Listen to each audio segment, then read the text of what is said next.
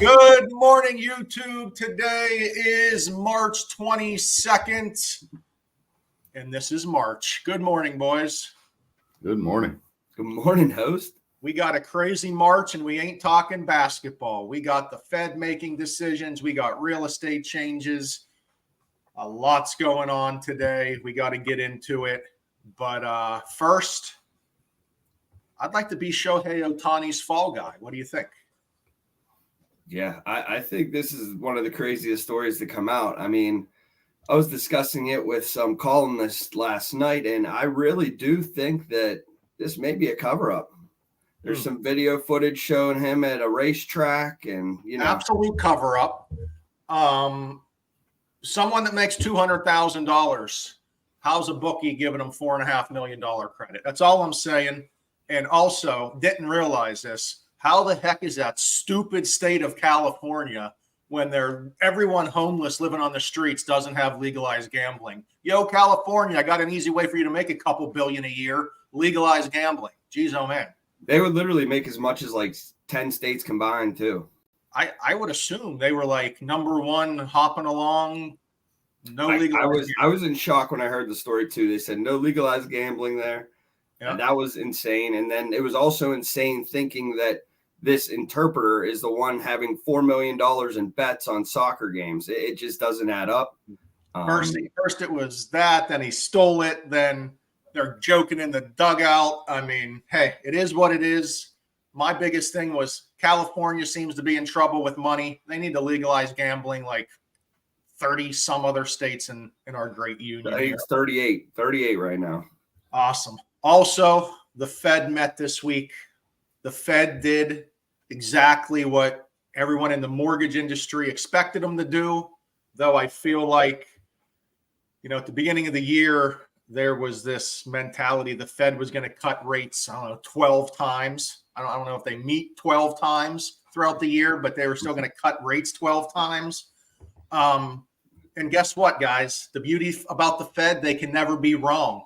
Because as soon as they say something and then it gets to the next meeting, they just adjust what they said and we move on with life. So everything held pat, though. Fed didn't change anything. Again, another big misconception, Mr. LaPera, is if the Fed cuts their rate, it is actually dropping interest rates, and that's not how it works. It will concurrently lower rates. But the Fed doesn't control interest rates directly with mortgages. No, definitely not. I mean, there's a small portion that, will, based on the news, it's just like anything else. If you buy stocks, you sell on the news. And I mean, good news is, good news, and it helps rates. But I mean, ultimately, the federal funds rate is what banks borrow money from the Federal Reserve to be able to lend to consumers. So it's not a direct correlation, but it'll have an effect, but it doesn't mean if they drop rates 0.75%, you're going to be able to go to your bank tomorrow and get 0.75% lower in rate. It doesn't correlate that way.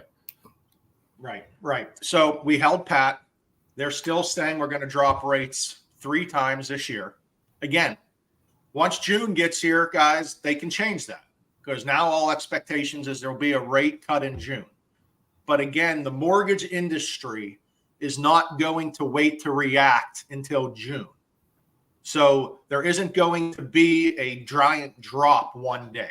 It should be a slow, gradual, whatever the market's feeling. So just understand that. A lot of folks are saying, I'm going to wait till June. It's not how it works. You're not going to see that one-day giant drop. It should slowly trickle down. So again, rates go down slower than they go up.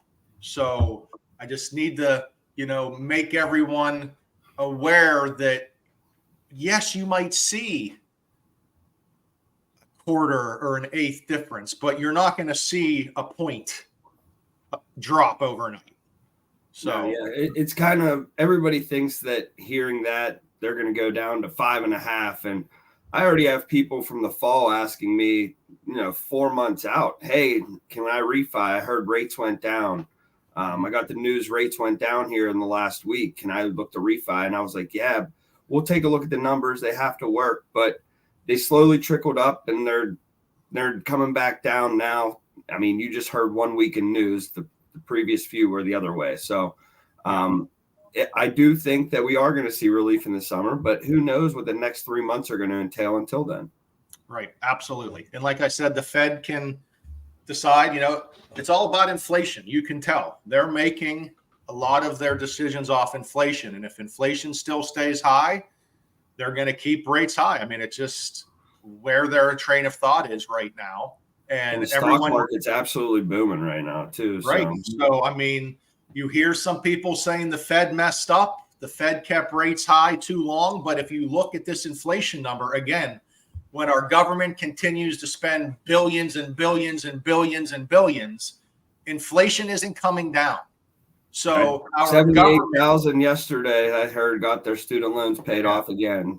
Our government is causing the Fed to keep rates higher, which is hurting all of us every day. Okay, you can't keep spending the money and think inflation's going to go down. It just doesn't make sense. And but our current president doesn't seem to realize that. So anyhow, hopefully inflation comes down more, but it's still too high for the Fed. So if it's high, they're going to keep rates high. So we'll keep an eye on that. But hopefully June, we start seeing these come down. But I'm worried that inflation stays high and then June isn't a rate cut. And then that kind of throws everyone into a tizzy this year. I'm more worried about all the pent up buyers that keep telling me it's going to come down. When it does, there's going to be, we still have right now 5 offers on every home. I mean, once that happens, there might be 20 on offers on every home. So that's what I'm concerned about. I want the buyers to get in now.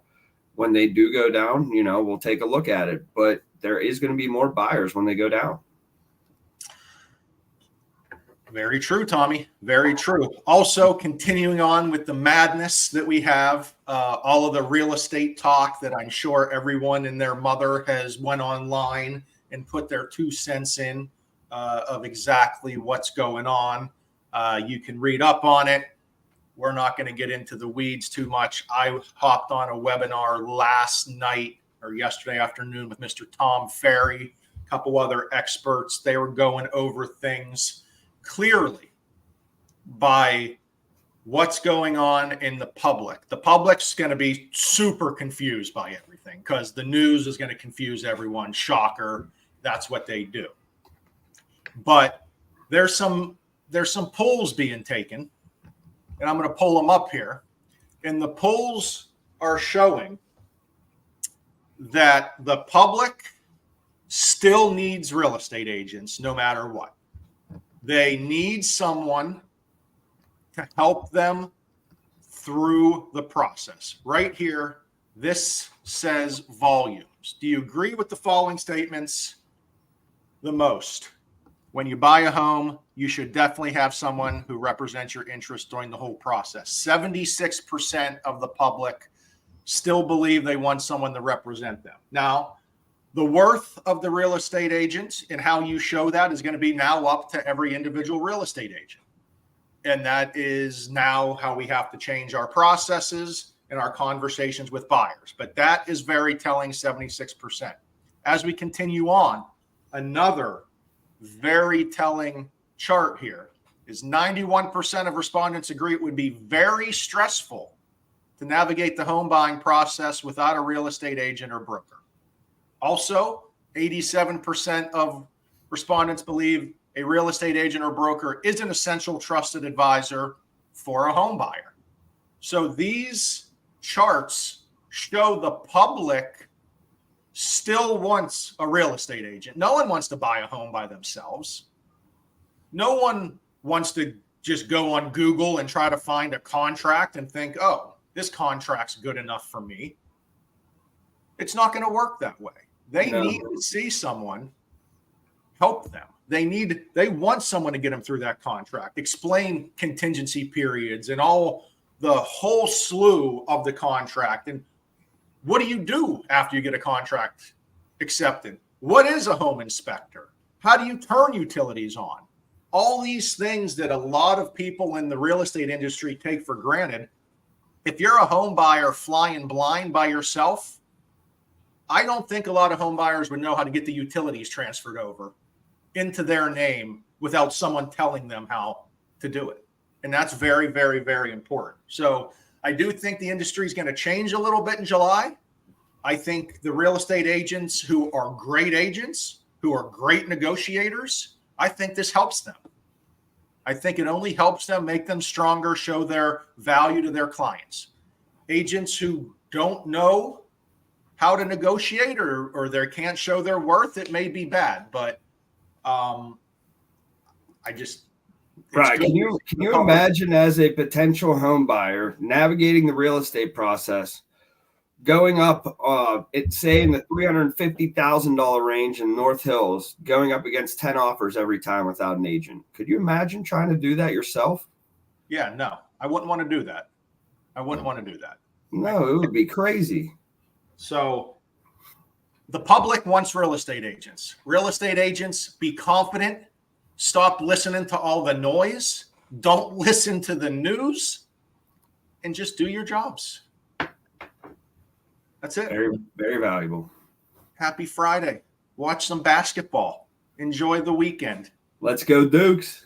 See you Tuesday. There you guys. Later.